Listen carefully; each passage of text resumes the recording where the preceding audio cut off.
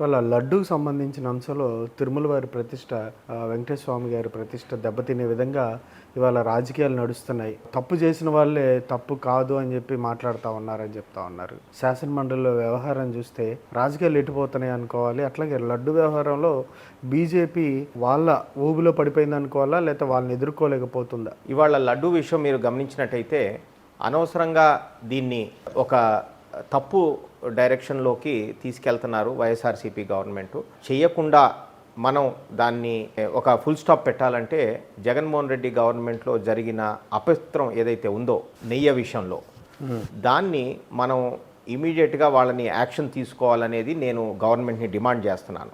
ఎందుకంటే జగన్ దీన్ని క్లియర్ కట్గా ఒప్పుకున్నాడు, నేను నెయ్యిలో కల్తీ చేశాను అని. ఏ విధంగా అంటే ఇది ముందు నుంచి జరుగుతుందని అన్నాడు. అంటే ఏంటి అర్థం? నేను 5 ఏళ్ళలో దాన్ని కంటిన్యూ చేశానని క్లియర్గా ఒప్పుకుంటున్నాడు కదా. వాళ్ళ మీద బురద జల్లాడు, టీడీపీ మీద. ఏమని? మీరే దీన్ని స్టార్ట్ చేశారని.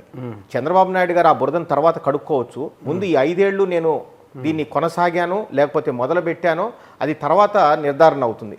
ముందైతే అతను ఒప్పుకున్న దానికి ఇమీడియట్గా తక్షణం అతని బృందం ఏదైతే టీటీడీలో ఉన్నారో వాళ్ళందరినీ కూడా ఈ అపవిత్రం చేసినందుకు ఇమీడియట్గా అది లా ప్రకారం, సిఆర్పిసి ప్రకారం, కాన్స్టిట్యూషన్ ఒక రైట్స్ ప్రకారం వీళ్ళని ఇమీడియట్గా శిక్షించకపోతే ప్రజలకి న్యాయం చేసినట్టు అవ్వదు. హిందువుల మనోభావాలు ఏదైతే ఇంత పెద్ద ఎత్తున దాన్ని బాధ పెట్టారో ఆ బాధని వారు ఏ విధంగా కూడా గవర్నమెంట్ న్యాయం చేకూర్చలేని పరిస్థితికి వెళ్తున్నారని చెప్పి నేను నమ్ముతున్నాను. అంటే అడల్టరేషన్ విషయంలో మీరు ప్రచారం చేసింది లేకపోతే మీరు మాట్లాడిన అంశాలు వేరుగా ఉన్నాయి, రిపోర్ట్స్ చూస్తే వేరుగా వచ్చినాయి.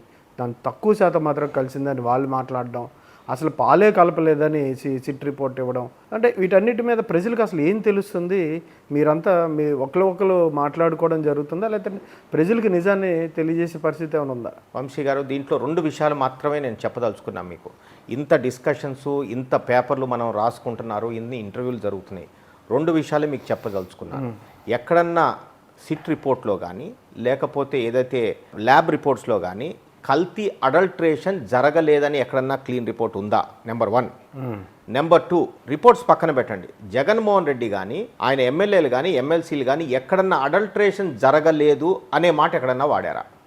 అడల్ట్రేషన్ జరిగిందా జరగలేదా, కొవ్వు ఉందా కొవ్వు లేదా, ఇవన్నీ అప్రస్తుతం. అడల్ట్రేషన్ జరగలేదు అనే మాట జగన్మోహన్ రెడ్డి అన్నప్పుడు మీరందరూ ఎందుకు గింజుకుంటున్నారో నాకు ఇది మాత్రం అర్థం కావట్లేదు. మీడియా అతన్ని ఏ విధంగా సపోర్ట్ చేసి భుజాల మీద ఎత్తుకుని ఆ బురద చంద్రబాబు నాయుడు గారి మీద గవర్నమెంట్ మీద జల్లటానికి మీడియా సహకరిస్తుందనే నా ఆలోచన తప్ప అసలు జగన్మోహన్ రెడ్డి ఒప్పుకోవట్లేదు అడల్ట్రేషన్ జరగలేదు అనే మాట. అతను అసలు ఎక్కడా కూడా అతను కానీ అతని ఎమ్మెల్యేలు కానీ ఎమ్మెల్సీలు కానీ మాత్రం ఇంతవరకు మాట్లాడలేదు. అదేమంటే ముందు నుంచే ఇది స్టార్ట్ అయిందని అంటున్నాడు అంటే అర్థం ఏంటి? ఈ 5 ఏళ్ళు జరిగిందని స్పష్టంగా ఒప్పుకుంటున్నాడు.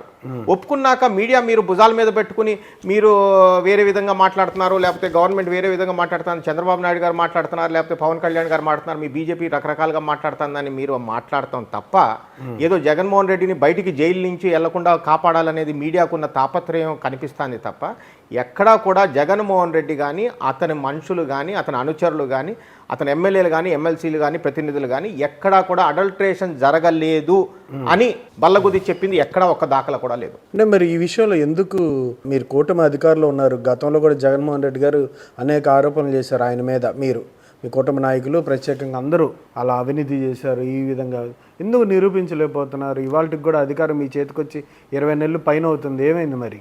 ఈ విషయంలో నేను ఖచ్చితంగా చంద్రబాబు నాయుడు గారిని డిమాండ్ చేస్తున్నాను.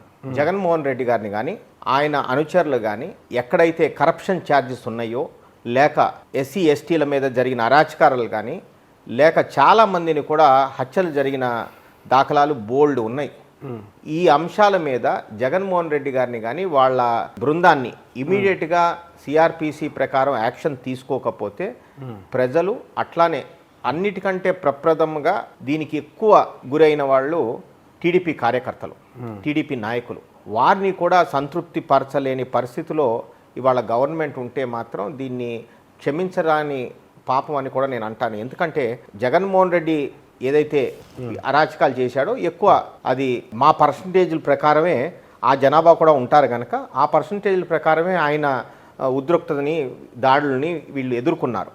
ఎదుర్కొన్న దానికి వాళ్ళకి ఇచ్చే న్యాయం ఇదేనా అని చెప్పి వాళ్ళు అడుగుతుంటే అది టీడీపీ నాయకులే కానీ టీడీపీ కార్యకర్తలే కానీ వాళ్ళని మనం సంతృప్తి పరచలేని పరిస్థితి గవర్నమెంట్ ఉండకూడదు అని చెప్పి నేను డిమాండ్ చేస్తూ అసలు దీన్ని మనం పూర్వపూర్వాలకి వెళ్దామంటే ఎప్పుడైతే జగన్మోహన్ రెడ్డి వైఎస్ రాజశేఖర రెడ్డి గారు ఫస్ట్ టైం గవర్నమెంట్ వచ్చినప్పుడు మీరు చూసినట్టయితే నేను అసలు అసెంబ్లీకే వెళ్ళలేదు, నేను అసలు సెక్రటరియట్కి వెళ్ళలేదు, నేను ఎక్కడో బెంగళూరులో నేను ఉంటే నా మీద 1,00,000 కోట్ల ఆరోపణలు ఏంటి అని చెప్పి అతను వీళ్ళందరినీ నిలదీసిన దాఖలాల దగ్గర నుంచి మనం ముందుకి ప్రయాణం చేస్తే ఇదే మాటలు మనం చెప్పుకునో లేకపోతే ఏదన్నా కానీ టీడీపీ పవర్లోకి ఫస్ట్ టైం రావటానికి ఈ కరప్షన్ ఛార్జెసే కారణాలైనవి.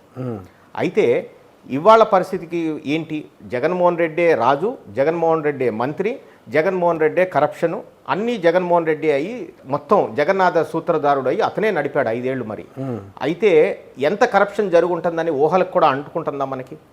అటువంటిది చంద్రబాబు నాయుడు గారిని ఏ పాపం తెలియకుండా 50 రోజులు ప్లస్లో రాజమండ్రి జైల్లో పెట్టినప్పుడు సిబిఐ ఈడీ వచ్చిందా? రఘురామ కృష్ణంరాజు గారిని అరెస్ట్ చేసి ఎట్లా కొట్టారనేది మన అందరికీ తెలిసిన విషయమే. అప్పుడు సిబిఐ ఈడీ అవసరం పడిందా జగన్మోహన్ రెడ్డి గారికి?